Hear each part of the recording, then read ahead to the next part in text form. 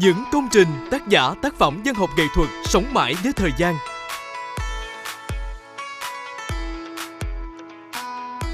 Các hoạt động văn hóa văn nghệ đa dạng phong phú khắp ba miền đất nước.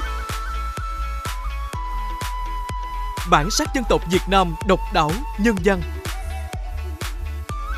Văn hóa văn nghệ, dòng chảy ngọt lành trong đời sống tinh thần cộng đồng xã hội. Quần chúng mong muốn những tác phẩm có nội dung chân thật và phong phú, có hình thức trong sáng và vui tươi. Khi chưa xem thì muốn xem rồi có bổ ích.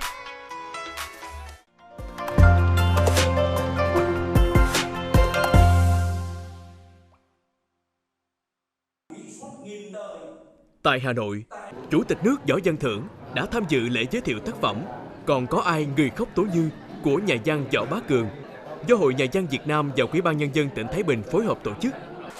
Dịp này, Chủ tịch nước Võ Văn Thưởng đã tặng quà chúc mừng tác giả nhà văn Võ Bá Cường. Tác giả nhà văn Võ Bá Cường sinh năm 1940 tại thành phố Thái Bình. Ông đã từng công tác trong ngành tuyên giáo và Hội Văn học Nghệ thuật Thái Bình đến năm 1997 thì nghỉ hưu. Ông đã có những tác phẩm ấn tượng, tiểu thuyết đạt nhiều giải thưởng văn học. Tác phẩm Còn có ai người khóc tố như gồm 2 phần, 16 chương, khắc họa chân dung đại thi hào Nguyễn Du trong giai đoạn về Thái Bình lấy vợ và sống tại đây. Tác phẩm mang đến cho người đọc những góc nhìn sinh động về cuộc đời của đại thi hào Nguyễn Du trong gần 10 năm ông sinh sống ở Thái Bình. Tác phẩm rất có ý nghĩa đối với văn hóa nghệ thuật tỉnh Thái Bình. Liên hoan phim tài liệu châu Âu Việt Nam lần thứ 13 quy tụ 19 tác phẩm đặc sắc của 7 quốc gia Áo, Đức, Italia, Tây Ban Nha, Anh, Phần Lan, Bỉ và chủ nhà Việt Nam. Mỗi quốc gia châu Âu tham dự một phim, Việt Nam tham dự 12 phim. Đây là sự kiện thường niên nhằm thúc đẩy hoạt động giao lưu văn hóa giữa các quốc gia châu Âu và Việt Nam. Đề tài các bộ phim khá đa dạng như biến đổi khí hậu, giải phóng phụ nữ, bảo vệ và chung sống hòa bình với thiên nhiên. Khán giả có dịp hiểu về văn hóa con người Việt Nam và văn hóa nhiều quốc gia trên thế giới. Từ ngày 22 đến ngày 28 tháng 9 tại Hà Nội, các phim được chiếu tại hãng phim tài liệu và khoa học Trung ương số 465 Hoàng Hoa Thám, Ba Đình. Tại thành phố Hồ Chí Minh, các phim được chiếu tại Đi Xin Bến Thành, số 6 Mạc Đĩnh Chi, quận 1. Rạp chiếu mở cửa miễn phí phục vụ khán giả. Lễ hội du lịch Thác Bản Dốc tỉnh Cao Bằng dự kiến sẽ diễn ra từ ngày 5 đến ngày 8 tháng 10 năm 2023 với nhiều chương trình hoạt động đặc sắc ý nghĩa như lễ rước nước cầu Quốc Thái Dân An tại chùa Trúc Lâm Bản Dốc, trưng bày gian hàng giới thiệu sản vật, đặc sản ẩm thực địa phương. Cùng với đó là các trò chơi dân gian, chương trình hát then đàn tính với sự tham gia của khoảng 1.000 người. Tuần lễ trải nghiệm tại vườn dẻ tại các xã Chí Diễn, Đàm Thủy, huyện Trùng Khánh. Lễ hội Thác Bản Dốc năm 2023 là cơ hội để ngành du lịch Việt Nam quảng bá danh thắng Thác Bản Dốc, thu hút khách du lịch quốc tế đến trải nghiệm, khám phá văn hóa đồng bào các dân tộc, thúc đẩy hợp tác du lịch quốc tế. Gia Lai sẽ tổ chức Festival Văn hóa Cồng Chiêng năm 2023 với chủ đề Gia Lai những sắc màu văn hóa từ ngày 11 đến ngày 12 tháng 11 năm 2023. Các sự kiện nổi bật trong chuỗi sự kiện festival gồm công bố và đón nhận bằng xếp hạng di tích quốc gia đặc biệt Rọc Tưng Gò Đá và công bố bảo vật quốc gia sưu tập công cụ sơ kỳ đá cũ An Khê, lễ hội đường phố, nghi thức văn hóa dân gian, vân vân. Festival sẽ có khoảng 1.000 nghệ dân tham dự đến từ 17 huyện, thị xã, thành phố trong tỉnh Gia Lai và các tỉnh Đắk Lắk, Đắk Nông, Lâm Đồng, Kon Tum. Festival là sự kiện nhằm tôn vinh giá trị của không gian văn hóa Cồng Chiêng Tây Nguyên, giữ gìn và phát huy bản sắc văn hóa cộng đồng các dân tộc Việt Nam. Trung tâm Văn hóa Nghệ thuật tỉnh Vĩnh Long đã tổ chức nhiều đêm diễn văn nghệ lưu động tại các địa phương trong tỉnh nhằm chào mừng các ngày lễ lớn, các sự kiện chính trị quan trọng trong tháng 9. Như kỷ niệm 78 năm Ngày Quốc khánh nước Cộng hòa xã hội chủ nghĩa Việt Nam 2 tháng 9 năm 1945, 2 tháng 9 năm 2023, 78 năm Ngày Nam Bộ kháng chiến, 23 tháng 9 năm 1945, 23 tháng 9 năm 2023. Kỷ niệm 110 năm ngày sinh của giáo sư viện sĩ, thiếu tướng anh hùng lao động Trần Đại Nghĩa, 13 tháng 9 năm 1913, 13 tháng 9 năm 2023. Các tiết mục tập trung chủ đề ca ngợi Đảng, truyền thống lịch sử, văn hóa và cách mạng của dân tộc, ca ngợi thành công trong đổi mới quê hương đất nước. Điểm đặc biệt của đợt biểu diễn lưu động này là các đêm diễn tại các trường đại học, cao đẳng và trung học phổ thông trên địa bàn tỉnh Vĩnh Long. Các bạn trẻ được thưởng thức nhiều ca khúc truyền thống cách mạng như Đất nước, Bài ca không quên, Nam Bộ kháng chiến. Các tiết mục ca múa được dàn dựng công phu, hình thức biểu diễn đặc sắc. Qua đó góp phần bồi đắp lý tưởng, tình yêu Tổ quốc, niềm tự hào dân tộc cho thế hệ trẻ hôm nay.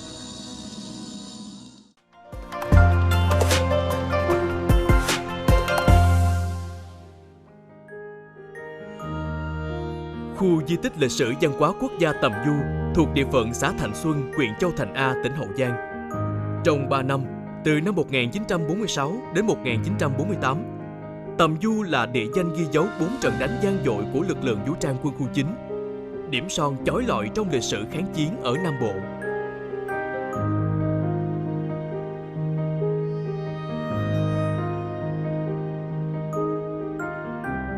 Di tích lịch sử văn hóa chiến thắng Tầm Du có diện tích khoảng 1,7 hecta, gồm các công trình, tượng đài, phù điêu, nhà trưng bày, là địa chỉ đỏ giáo dục lòng yêu nước, tinh thần tự hào dân tộc Việt Nam.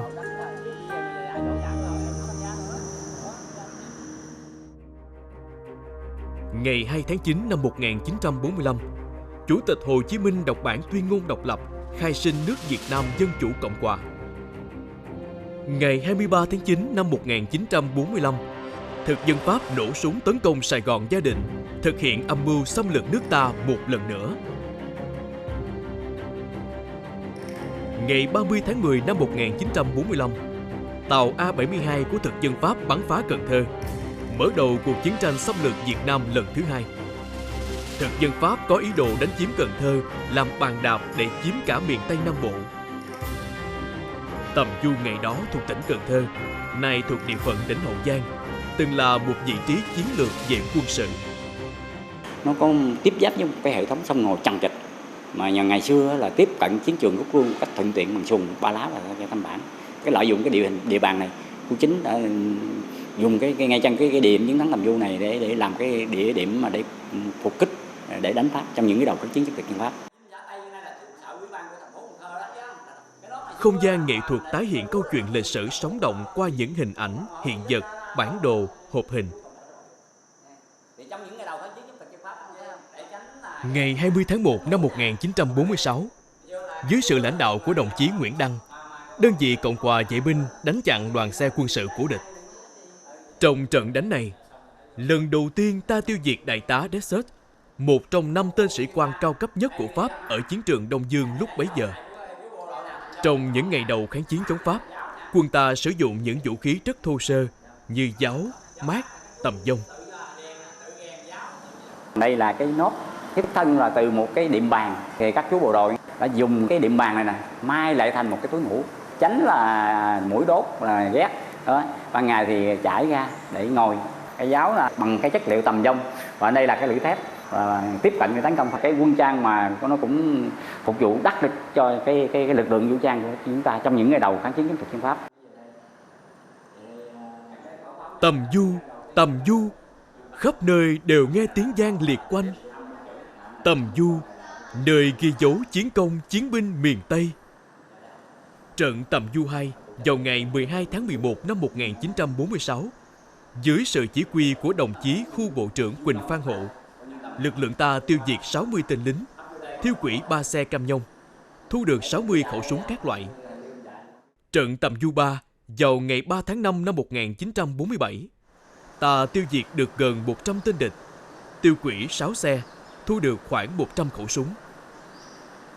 Chiến công nối tiếp chiến công đã góp phần cổ vũ tinh thần cán bộ và chiến sĩ. Sau mỗi trận thắng ấy, thì khi bộ đội ta rút đi thì Pháp đem quân vào để chúng uy hiếp tinh thần và đàn áp dân. Cái sự đàn áp ấy không những nó không khuất phục được người dân của chúng ta, mà dân ta vẫn tiếp tục là giúp đỡ, chở che, rồi nuôi chứa cán bộ. Tinh thần đoàn kết ấy là cơ sở để cho những chiến thắng oanh liệt sau này. Trận Tầm Du 4 vào ngày 19 tháng 4 năm 1948, dưới sự chỉ huy của đồng chí khu bộ trưởng Trương Văn Dạo và tham mưu trưởng Võ Quang Anh, quân ta đã tiêu diệt gọn đoàn 14 xe quân sự của địch và thu được khẩu pháo 105 ly. Đây là trận đánh gây chấn động, được xem như một trong những kỳ tích của lực lượng vũ trang quân khu 9, vang dội khắp Đông Dương. Chiến thắng Tầm Vu là một quả đấm thép, tức là đấm vào cái sự ngông cuồng và ảo tưởng của Pháp. Bởi vì chúng nghĩ rằng là sẽ nhanh chóng để thôn tính Tây Nam Bộ, đánh bại cái chính sách bình định của Pháp và cái chiến lược đánh nhanh của Pháp.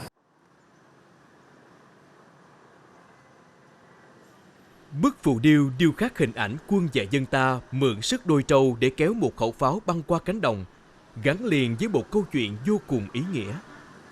Lần đầu tiên trên chiến trường miền Nam, quân ta thu được khẩu đại bác 105 ly, bổ sung thêm quả lực chiến đấu. Đến lúc kéo pháo về căn cứ thì gặp trục trặc do đoạn đường di chuyển địa hình đồng ruộng sình lầy. Khẩu pháo 105 ly quá nặng nên bộ đội ta phải mượn 2 con trâu của nông dân gần đó để tiếp sức kéo pháo. Con trâu là đầu cơ nghiệp, là tài sản lớn của người nông dân lúc bấy giờ. Nhưng bà con vẫn nhiệt thành đóng góp cho cách mạng. Câu chuyện về đôi trâu kéo pháo là biểu hiện sinh động của lòng yêu nước, tình đoàn kết của quân và dân Tây Nam Bộ trong kháng chiến. Thì lúc đó là dùng cái đôi trâu, tiếp tục dùng cái đôi trâu để kéo cái khẩu pháo này xuống về cái căn cứ an toàn. Vì làm việc quá sức đi qua một cánh đồng lầy lội vào nhiều mương hố với bối cảnh ban đêm, cái đôi trâu lăn ra chết.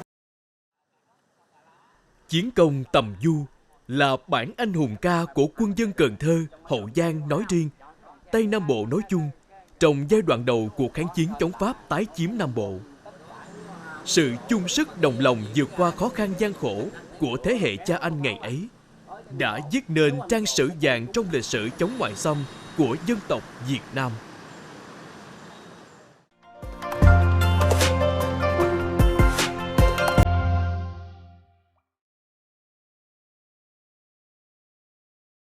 Ca khúc Nam Bộ kháng chiến, sáng tác của nhạc sĩ Tạ Thanh Sơn, ra đời nhân sự kiện ngày 23 tháng 9 năm 1945. Quân và dân Nam Bộ đứng lên chống thực dân Pháp xâm lược nước ta lần thứ hai.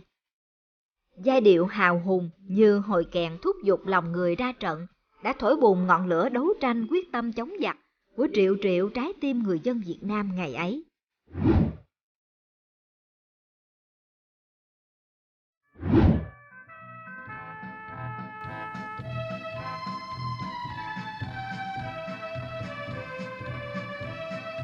Từ nhiều năm qua, mỗi sáng lúc 5 giờ và mỗi chiều lúc 17 giờ từ đài truyền thanh huyện Trà Ôn, những giai điệu của bài hát Nam Bộ kháng chiến đã quen thuộc với người Trà Ôn, tỉnh Vĩnh Long. Bài hát mùa thu năm xưa vẫn sống mãi trong lòng người. Đây là đài truyền thanh Trà Ôn, tiếng nói của nhân dân huyện Trà Ôn, phát thanh trên sóng FM tần số 93,2 MHz. Đây là đài truyền thanh Trà Ôn, tiếng nói của nhân dân huyện Trà Ôn, phát thanh trên sóng FM tần số 93,2 MHz. Ban thường vụ huyện ủy đã chọn để làm nhạc hiệu tiếng nói của Đảng bộ và nhân dân huyện Trà Ôn. Trước hết là để tưởng nhớ và vinh danh nhạc sĩ Tạ Thanh Sơn. Bài hát cũng là một ca khúc cách mạng lan tỏa mạnh mẽ, giáo dục truyền thống cho thế hệ trẻ. Trà Ôn là quê hương của nhạc sĩ Tạ Thanh Sơn. Ông sinh năm 1921 trong một gia đình giàu có, nổi tiếng trong vùng. Gia đình ông là chủ hãng rượu Quảng Đức An, một trong những hãng rượu lớn ở miền Tây thời bấy giờ.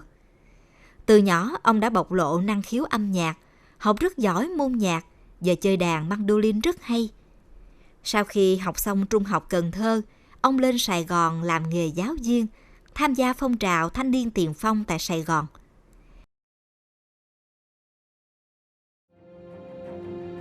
Ngày 23 tháng 9 năm 1945, đi vào lịch sử Nam Bộ kháng chiến, ngày mở đầu cho cuộc chiến đấu gian lao mà anh dũng trong suốt 30 năm của quân và dân Nam Bộ thành đồng.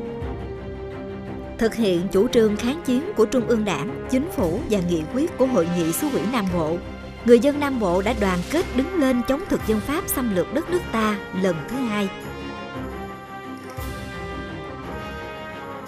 Ca khúc Nam Bộ kháng chiến ra đời ngày 25 tháng 9 năm 1945 tại làng Mỹ Xương, nay thuộc tỉnh Đồng Tháp. Nhạc sĩ Tạ Thanh Sơn vừa dự xong một khóa huấn luyện chính trị và được cử tham gia vào đội tuyên truyền của khu 8, được giao nhiệm vụ thông tin tuyên truyền. Nội dung bài hát được đăng lần đầu tiên trên báo Độc Lập, rồi nhân rộng bằng hình thức truyền miệng. Bài ca này nó trở nên một cái bài ca có tính lịch sử trong một cái bước ngoặt, trong một cái hoàn cảnh mà cả dân tộc ta tiến hành một cuộc kháng chiến chống Pháp. Và do đó nó trở thành một cái vũ khí rất là hiệu quả trong cái việc vận động, cổ động cho cái lực lượng kháng chiến. Rất là nhiều cái thế hệ sau này khi nghe bài ca này thì cái tinh thần họ nó sôi sục, nó có cái sự thôi thúc người ta. Ca từ mộc mạc, giai điệu hào hùng, bài hát đã được đón nhận nhiệt thành của nhiều người dân Nam Bộ.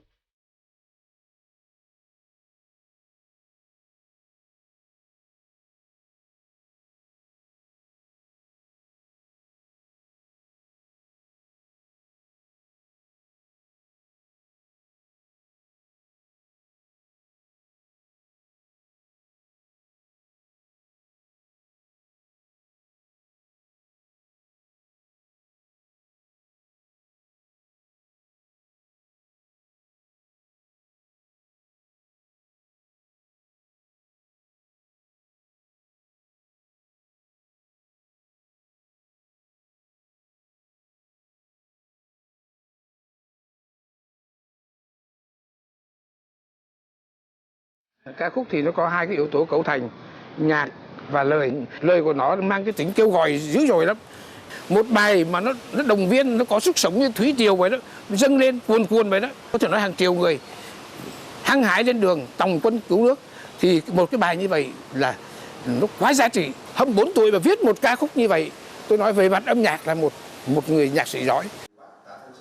Giải thưởng văn học nghệ thuật Văn Xương Cát tỉnh Vĩnh Long nhằm biểu dương khuyến khích hoạt động sáng tạo văn học nghệ thuật, động viên khuyến khích các tác giả có những tác phẩm công trình có giá trị cao về tư tưởng nghệ thuật, phản ánh về truyền thống lịch sử văn hóa, vùng đất và con người Vĩnh Long qua các thời kỳ.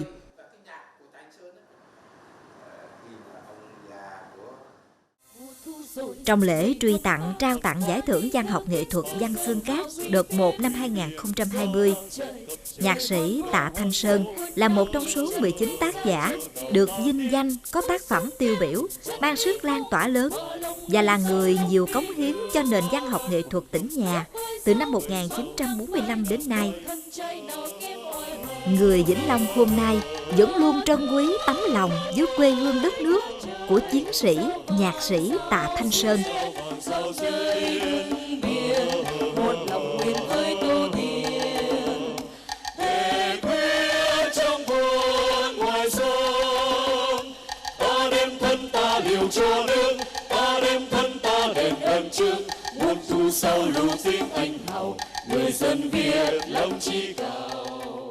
Trung tâm Văn hóa Nghệ thuật tỉnh Vĩnh Long đã chọn cái cách hòa âm phối khí theo cái lối hiện đại và hát phức điệu. Đặc biệt là ở cái cách hòa âm phối khí này thì thể hiện được cái tính chuyên nghiệp của ca sĩ và cái cách hát nhiều bè, cách hát phức điệu. Trung tâm Văn hóa Nghệ thuật tỉnh Vĩnh Long đã đưa ca khúc này để kết hợp trong chương trình để đi biểu diễn phục vụ đến tất cả các cái huyện thị thành phố trong tỉnh. Nhấn mạnh lại một lần nữa là giá trị lịch sử của ca khúc này để là thúc đẩy được cái tinh thần yêu nước của các bạn trẻ. Trong lòng người trẻ hôm nay, ca khúc Nam Bộ kháng chiến được đón nhận nồng nhiệt. Bài hát chứa đựng tinh thần đấu tranh kiên cường bất khuất, thề quyết chống quân ngoại xâm của bao lớp người đi trước, bồi đắp lý tưởng cách mạng cho thế hệ hôm nay. Trong thời gian vừa qua thì các thành viên của câu lạc bộ văn nghệ trực thuộc đoàn trường luôn rất là hăng say tập luyện, tuyên truyền các ca khúc cách mạng. Hoạt động này đã góp phần giáo dục truyền thống uống nước nhớ nguồn và qua đó thì đã giúp cho các bạn luôn phấn đấu ra sức học tập để đóng góp sức trẻ của mình vào sự phát triển của quê hương đất nước. Kỷ niệm 78 năm ngày Nam Bộ kháng chiến, 23 tháng 9 năm 1945, 23 tháng 9 năm 2023, cũng là chừng đó thời gian, giai điệu hào hùng của bài hát Nam Bộ kháng chiến luôn sống mãi trong lòng công chúng. Ca khúc không chỉ mang giá trị lịch sử mà còn thể hiện lý tưởng nhiệt quyết của một thế hệ thanh niên giàu lòng vì nước, quyết tâm xây Giang Sơn hạnh phúc muôn đời. Nam Bộ kháng chiến, bài hát âm gian hào khí của Nam Bộ thành đồng, mãi là bài ca bất tử đi cùng năm tháng. Có sông cam chân đi không mà lòng người giàu lòng vì nước, đã phân sao mang ngang vai nhưng ngân trai nào kém oai hùng.